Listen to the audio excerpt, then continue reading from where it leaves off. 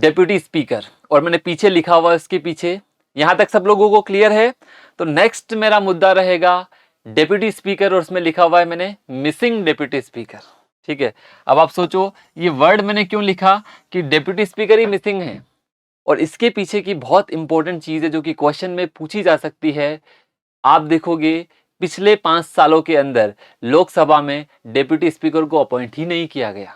Speaker के अलावा deputy speaker भी होता है, एक पैनल ऑफ चेयरपर्सन भी होता है। तो आप सोचो इवन लोकसभा में नहीं, कई सारे राज्यों की विधानसभाओं में भी डेप्यूटी स्पीकर अपॉइंट ही नहीं हुए अभी तक भी। मैंने यहाँ पे न्यूज में यही लिखा है कि प्रेजेंट लोकसभा, आप सोचो लोकसभा का टेन्योर ही पूरा हो गया, इलेक्शन हो गए दोबारा, मतलब आप सोचो 5 सालों के अंदर भी एक लोकसभा के अंदर डेप्यूटी स्पीकर अपॉइंट नहीं। तो क्वेश्चन उठेगा क्या मैंडेटरी है या नहीं है, कॉन्स्टिट्यूशन क्या बोलता है, ठीक है, क्यों अपॉइंटमेंट नहीं हो रहे, यूनियन गवर्नमेंट क्या बोल रही है। तो एक स्टेटमेंट बनाए जा सकते हैं यहां से। तो पहली चीज होगी कि लोकसभा और 5 असेंबलीज के अंदर आप सोचो सुप्रीम कोर्ट बोल रहा है कि भाई अपॉइंटमेंट कर लो, डेप्यूटी स्पीकर एक कॉन्स्टिट्यूशनल पोस्ट है, इनको अपॉइंट करो। लोकसभा ने बोलते बोलते 5 साल निकाल दिए।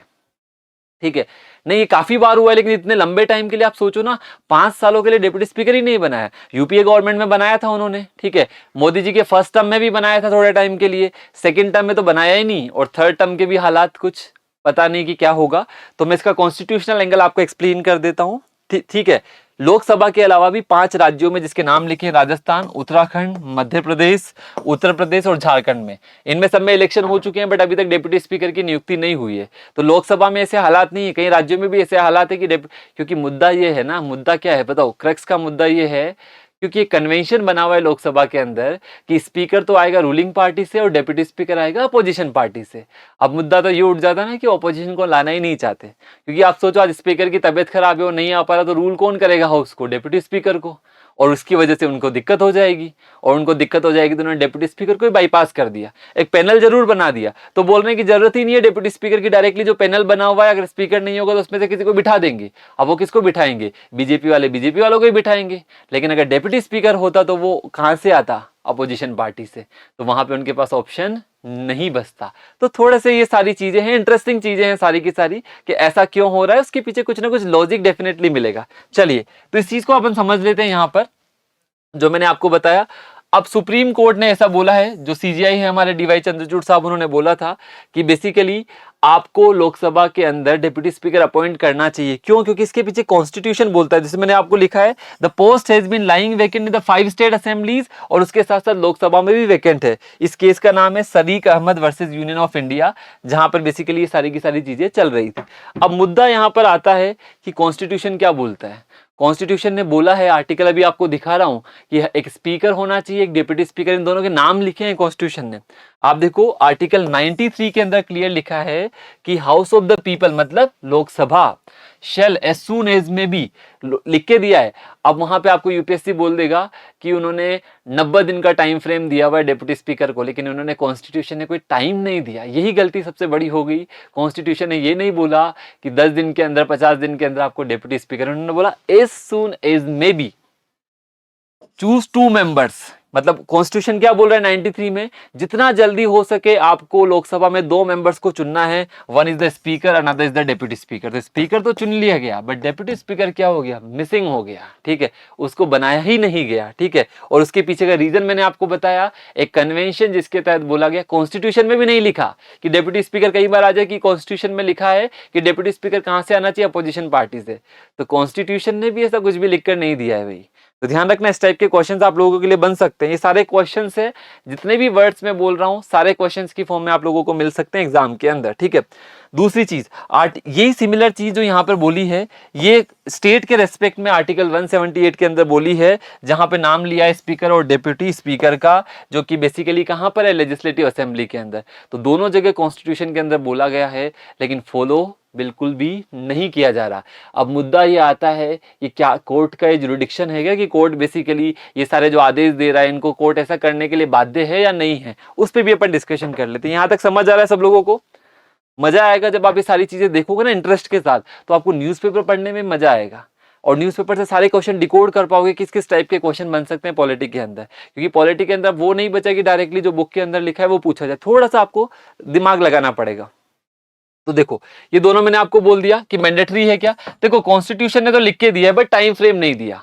कॉन्स्टिट्यूशन ने लिख कर दिया है मतलब आपके आ जाएगी डेप्यूटी स्पीकर की पोस्ट कॉन्स्टिट्यूशन में मेंशन है कि हाँ डेफिनेटली मेंशन है भाई, असेंबली में मेंशन है और बेसिकली आपके उसके अंदर भी मेंशन है। तो बेसिकली बस यही लिख कर दिया कितने टाइम में, as soon as may be, there is no time limit. तो ध्यान रखना ऐसा आ जाए कि कॉन्स्टिट्यूशन ने कोई टाइम लिमिट नहीं दी है स्पीकर और डिप्टी स्पीकर के लेकर, डेफिनेटली सही बात है, बिल्कुल कोई टाइम लिमिट नहीं दी है। ठीक है, अब मैंने बोला कि यूनियन गवर्नमेंट क्या बोल रही है, तो यूनियन गवर्नमेंट तो कुछ नहीं बोल रही कि हमें जरूरत ही नहीं है डिप्टी स्पीकर की, तो बेसिकली हमने पैनल बनाया हुआ, उस पैनल के थ्रू काम कर सकते हैं। भाई आप कॉन्स्टिट्यूशन के अगेंस्ट नहीं जा सकते ना, जब कॉन्स्टिट्यूशन ने बोला है होना चाहिए तो होना चाहिए। तो इनका आर्ग्यूमेंट पे अपन नहीं जाएंगे, आर्ग्यूमेंट जस्ट आप पढ़ लेना कि उन्होंने बोला है कि हमारे बिल्स इजीली पास हो रहे हैं, नॉर्मल बिजनेस चल रहा है, there is no requirement of the deputy speaker, this is not the answer. ठीक है, ये बेसिकली उनका आर्ग्यूमेंट नहीं होगा यहाँ पे। नाउ अब अपने लिए मुद्दा मैंने आपको बताया कि 2004 से 9 के बीच में भी जब आपकी गवर्नमेंट चल रही थी सब में मैंने नाम लिख कर दे दिए कि कौन से टाइम पे कौन से स्पीकर्स थे। तो जस्ट आपकी रीडिंग के लिए जस्ट एक बार पढ़ लेना ताकि आपको आइडिया लग जाए कि पहले भी नहीं थे, हाँ थे, पहले थे। मैक्सिमम ड्यूरेशन अभी आप लोगों को देखने को यहाँ पर मिल रही है। ठीक है, एक और क्वेश्चन मैं आप लोगों को बता देता हूँ यहाँ पर इलेक्शन को लेकर, ये आपको आ जाए कि डेप्यूटी स्पीकर के बारे में कॉन्स्टिट्यूशन ने तो जिक्र किया है, लेकिन क्या डेप्यूटी स्पीकर के इलेक्शन के बारे में भी कॉन्स्टिट्यूशन ने लिखा है क्या?